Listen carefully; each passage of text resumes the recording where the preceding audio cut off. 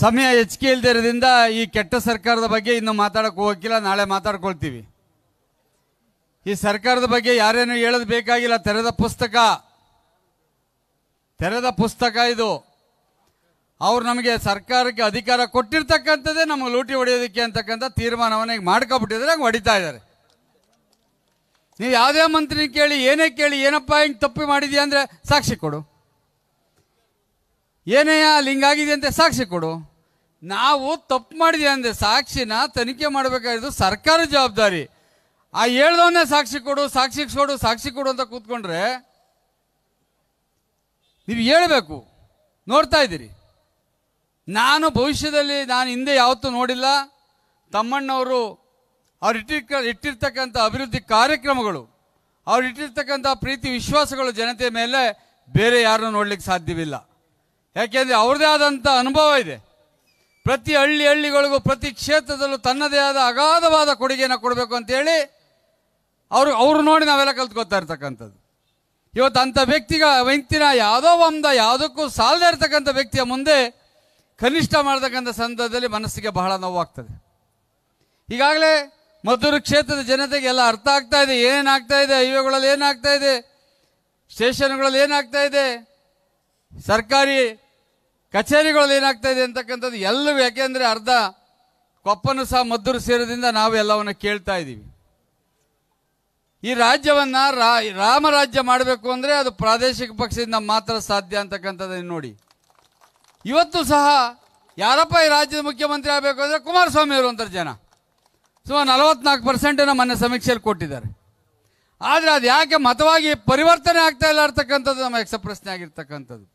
ನಮ್ಮಲ್ಲಿ ಏನೇ ಭಿನ್ನಾಭಿಪ್ರಾಯ ಇರಲಿ, ಏನೇ ಲೋಪದೋಷಗಳಿರಲಿ, ಅದು 4 ಗೋಡೆ ಮಧ್ಯದಲ್ಲಿ ಕುಳಿತುಕೊಂಡು ತೀರ್ಮಾನ ಮಾಡ್ಕೊಳ್ತಕ್ಕಂಥ ಕೆಲಸ ನಾವು ಮಾಡಬೇಕಾಗ್ತದೆ. ಜೊತೆಗೆ ಚುನಾವಣೆ ಬಂದಂಥ ಸಂದರ್ಭದಲ್ಲಿ ಆ ಭಿನ್ನಾಭಿಪ್ರಾಯನ ಎತ್ತಿಡಿತಕ್ಕಂಥದ್ದು ಮಾಡ್ತಕ್ಕಂಥದ್ದು ಯಾರಿಗೂ ಒಳ್ಳೇದಾಗ್ತಕ್ಕಂಥದ್ದಲ್ಲ. ಚುನಾವಣೆ ಅಂತಕ್ಕಂಥದ್ದು ಅಷ್ಟು ಸುಲಭ ಅಲ್ಲ. ನಾವು 2 ಸಾರಿ ಗೆದ್ದಿರ್ಬೋದು, ಆದರೆ ನಾವು ವಿರೋಧ ಪಕ್ಷದಲ್ಲಿ ಕುಳಿತುಕೊಂಡು ಕೆಲಸ ಮಾಡಿರ್ತಕ್ಕಂಥವ್ರು ಆಡಳಿತ ಪಕ್ಷದಲ್ಲಿ ಯಾವತ್ತೂ ಮಾಡಲಿಲ್ಲ.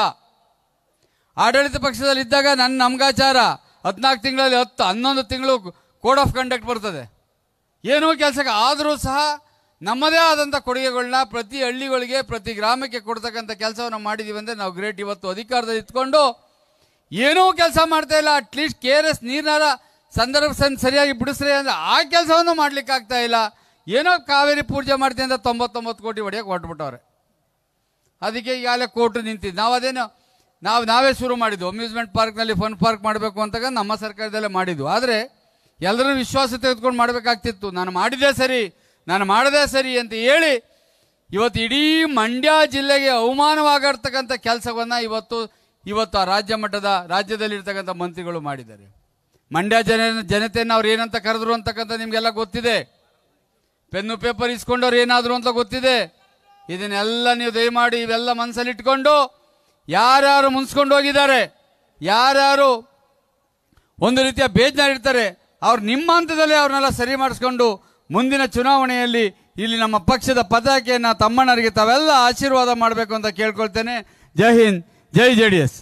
ನಾನು 86 kg ಇದ್ದವಳು 71 kg ಬಂದಿದ್ದೀನಿ. ವಯಸ್ಸಾದ್ಮೇಲೆ ಸ್ಮಾರ್ಟ್ ಆಗಿ ಕಾಣ್ತೀರಾ ಅಂದ್ರೆ ಜಿನ್ನಿ. 126 kg ವೇಟ್ ಇದ್ದು ನಾವು ಈಗ 114 kg ಲೆಕ್ಕ ಬಂದಿದ್ದೀವಿ. ಯಾವುದೇ ಸೈಡ್ ಎಫೆಕ್ಟ್ ಆಗಿಲ್ಲ. 84 ರಿಂದ 50 kg ಬಂದೆ. ಆಮೇಲೂ ಸಣ್ಣಗೆ ಫಿಟ್ ಆಗಿದ್ದೀನಿ. ಅದಕ್ಕೆ ನಾನು ಯೂಸ್ ಮಾಡ್ತಾ ಇರೋದು ಜೀನಿ ಸ್ಲಿಮ್. 84 ರಿಂದ 50 kg ಬಂದೆ. ಆಮೇಲೂ ಸಣ್ಣಗೆ ಫಿಟ್ ಆಗಿದ್ದೀನಿ. ಅದಕ್ಕೆ ನಾನು ಯೂಸ್ ಮಾಡ್ತಾ ಇರೋದು ಜೀನಿ ಸ್ಲಿಮ್. ಸಣ್ಣ ಆಗಕ್ಕೆ ಜೀನಿ ಸ್ಲಿಮ್ ಯೂಸ್ ಮಾಡದೆ ಹೆಲ್ದಿನೂ ಅದೇ. ನೀವು ಸಣ್ಣ ಆಗ್ಬೇಕಾ, ಹೆಲ್ದಿ ಆಗ್ಬೇಕಾ? ಹಾಗಿದ್ರೆ ಜೀನಿ ಸ್ಲಿಮ್ ಯೂಸ್ ಮಾಡಿ. ಸಣ್ಣ ಆಗೋದಕ್ಕೆ ಯಾವುದೋ ಪ್ರಾಡಕ್ಟ್ ಹೇಳ್ತಾ ಇದ್ದಾಳೆ, ಏನಾದರೂ ಸೈಡ್ ಎಫೆಕ್ಟ್ಸ್ ಇದೆ ಅಂತ ಯೋಚನೆ ಮಾಡ್ತಾ ಇದ್ದೀರಾ? ಖಂಡಿತ ಇಲ್ಲ. ಯಾಕಂದ್ರೆ ಇದು ಕೆಮಿಕಲ್ ಫ್ರೀ. ಸಣ್ಣ ಆಗಬೇಕು ಅಂದರೆ ಜೀನಿ ಸ್ಲಿಮ್ ಯೂಸ್ ಮಾಡಿ. ಹೆಚ್ಚಿನ ಮಾಹಿತಿಗೆ ಕೆಳಗೆ ಡಿಸ್ಪ್ಲೇ ಆಗ್ತಿರೋ ನಂಬರ್ಗೆ ಕಾಲ್ ಮಾಡಿ.